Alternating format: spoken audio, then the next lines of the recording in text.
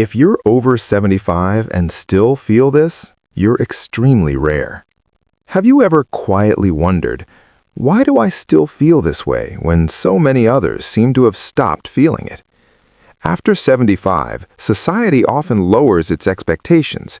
People assume you slow down, that you withdraw, that you become cautious, quiet, emotionally smaller. But some people don't. Some people over 75 still feel something powerful inside, something alive. And if you are one of them, you are rare. Not because you're perfect, not because you're healthier than everyone else, but because of what you still carry emotionally and mentally.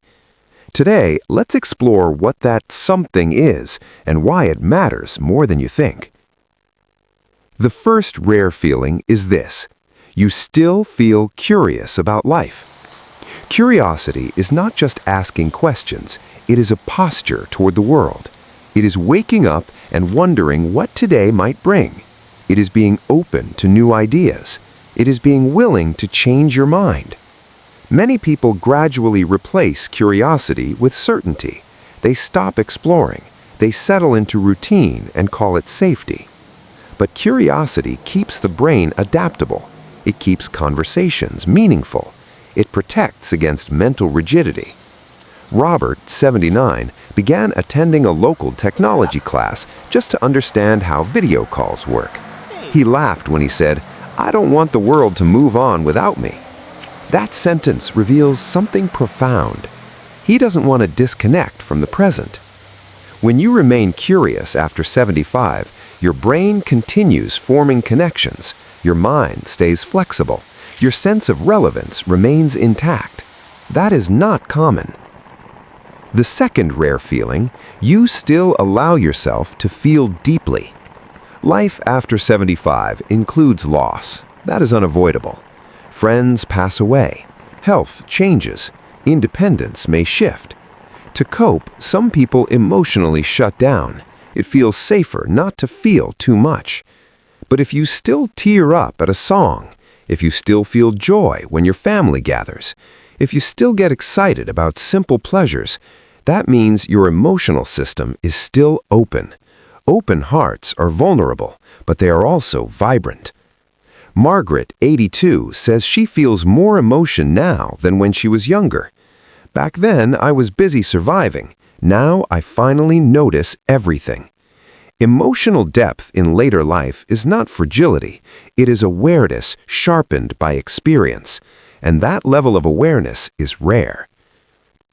The third rare feeling, you still believe you matter. This one is powerful. Many people over 75 quietly feel invisible. Society often shifts attention to younger generations. But if you still believe your presence makes a difference, even in small ways, you are standing in quiet strength. Thomas, 77, tutors children in reading twice a week. He says, "They think I'm helping them, but they're keeping me alive." Purpose is not about status. It is about contribution. Research consistently shows that people who feel useful tend to experience better emotional health and even better physical resilience. When you feel needed, your nervous system responds differently. Your posture changes. Your energy rises. If you still wake up knowing someone benefits from your presence, that is rare. The fourth rare feeling, you still hope about the future. Hope is not denial of reality. Hope is choosing to believe that tomorrow still holds possibility. At 75 or 85, hope may look different. It may not be building a business or climbing mountains. It may be planning a small trip, planting a tree, looking forward to a family event, learning a new skill. Helen, 84, decided to join a watercolor painting group. She said, "I don't know how much time I have, but I know I have today." Hope keeps the mind future-oriented. Without hope, time feels like something that is running out. With hope, time feels like something that can still unfold. And that shift affects everything from mood to immune response. Many lose hope quietly. If you have not, that is extraordinary. The fifth rare feeling, you still forgive. After 75, you have decades of reasons to hold grudges, broken friendships, family misunderstandings, old betrayals.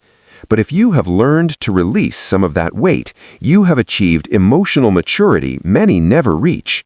Forgiveness is not forgetting. It is choosing peace over replaying pain. Elaine, 80, reconnected with her sister after 30 years of silence. She simply said, "We wasted enough time." That decision likely extended not just her relationships, but her internal calm. Chronic resentment keeps stress hormones elevated. Letting go reduces that burden. If you still seek reconciliation rather than division, you are rare. The sixth rare feeling, you still adapt instead of resisting. Aging brings change. Technology changes, culture changes, your body changes. Some respond by saying, "This isn't my world anymore." But others adapt.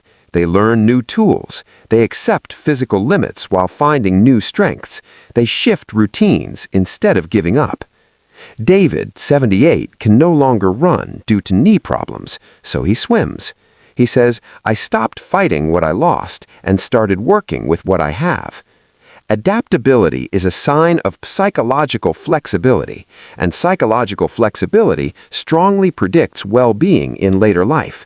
If you still adjust rather than withdraw, you are emotionally resilient. That resilience is uncommon.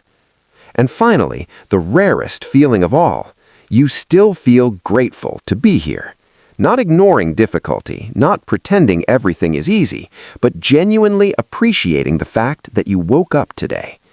Gratitude in later life often becomes quieter and deeper. It may be sitting by a window with morning light. It may be hearing birds outside. It may be simply breathing without pain. Gratitude shifts your focus from loss to presence, and presence is where peace lives. If you can still say, even occasionally, "I'm thankful for this day," then you are not just aging, you are living consciously.